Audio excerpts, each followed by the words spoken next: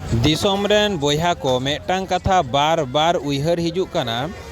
जे तेहें भारत बर्षो रे 12 खन 15 कोटी आदिवासी मेना बोना और नुना गान आदिवासी जखन विश्व आदिवासी दिवस बन मानाव केदा 9 आगस्ट हिलो किछु किछु पॉलिटिकल पार्टी रे नेता आबो होये उल्टो पाल्टा का रड़ केदा भेड़ा पाल लेका को मेता बोन कना आबो आदिवासी 9 आगस्ट बन मानावदा। दिसोम रेन बोया को हनवा कथा आंजम काते आबो साधारण पब्लिक आबोआ मेद रे जपिद बनू किंतु इन मेटांग कथा नोडे कुकली हिजुक कना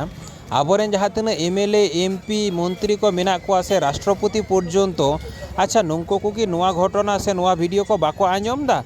और नुआ को जुदी को आंजमेद खान चेदा एनते रहो थीर मेना को नुआ इदी कते कि चेद हो लई बांग गानोग ताकोआ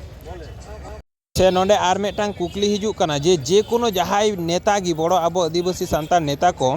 जखन जहाँ पार्टी होये को दाड़े आदो कि उनको तो पूरापूरी को आखिरियोग कना से चिकाग कना को ओना एगनेस्ट ते चेद हो बाको रड़दा हें से बा।